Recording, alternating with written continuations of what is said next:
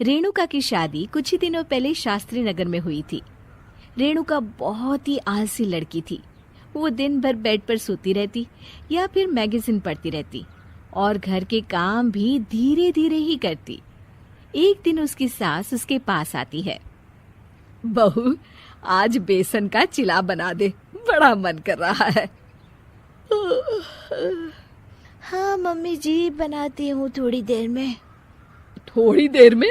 अरे थोड़ी देर में तो रात के खाने का वक्त हो जाएगा बहू। अच्छा मम्मी जी, तो फिर आप रात का खाना ही खा लीजिएगा ना। हे भगवान, कैसी आलसी बहू मिली है मुझे, हर काम को बस टालती ही रहती है। रेणुका दिन भर बस आलस पना ही करती रहती। एक बार रात के खाने पर सब बैठे हैं तो रेणुका का पति कहता है, अरे ये क्या, आज फिर से करेला? रेणुका, हफ्ते में तीसरी बार ऐसा हुआ है कि करेला बन रहा है। कुछ भी बना लिया करो। अरे इतनी सारी सब्जी मिलती है मार्केट में। हाँ, पर अब कौन मार्केट जाए और सब्जी लेकर आए, इसीलिए जो था घर पर वही बना दिया। बहू, फ्रिज खोल कर देखती तो पता चलता कि सारी सब्जियां रखी होती है, पर तुम्हारा आलसपन खत्म हो तो तुम्हारी नजर जाए ना। विशाल कमरे में आकर रेणुका से पूछता है, रेणुका, मैंने कहा था तुमसे कि मेरे लिए रुमाल ले आना।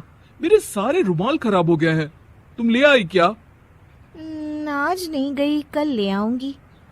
ओफो, पिछले 4 दिनों से मैं यही सुन रहा हूँ।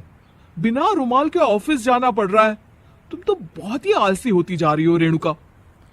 आपको रुमाल की जरूरत है ना, तो खुद ही खरीद लीजिए ना। हाँ, अब वही करूंगा।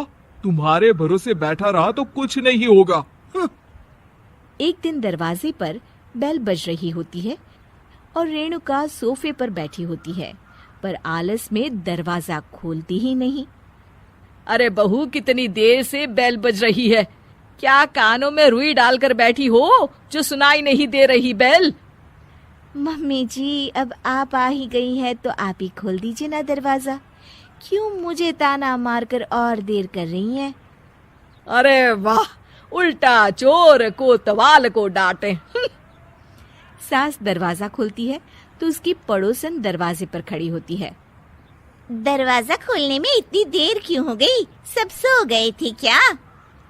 और ये भी कोई वक्त है क्या सोने का? हाँ?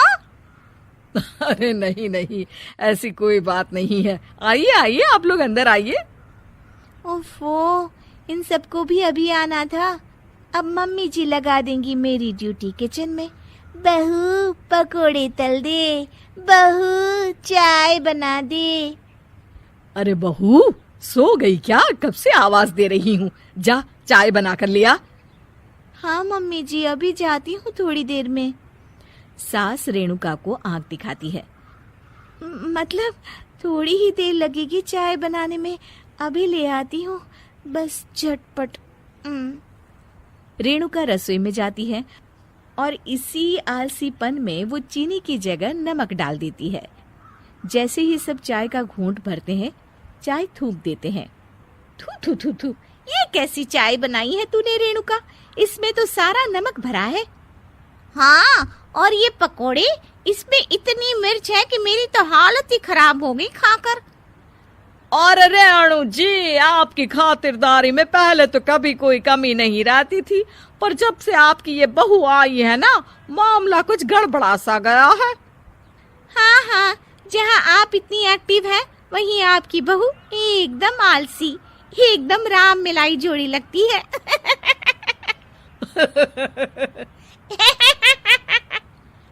अच्छा जी, चलते हैं अब। नमक वाली चाय पिलाने के लिए बहुत बहुत शुक्रिया। सब वहां से चले जाते हैं। अरे तूने तो मेरी नाक ही कटा दी बहू। वे लोग क्या सोच रहे होंगे मेरे बारे में? मम्मी जी, मैंने तो शक्कर ही डाली थी, पता नहीं नमक कैसे बन गई शक्कर।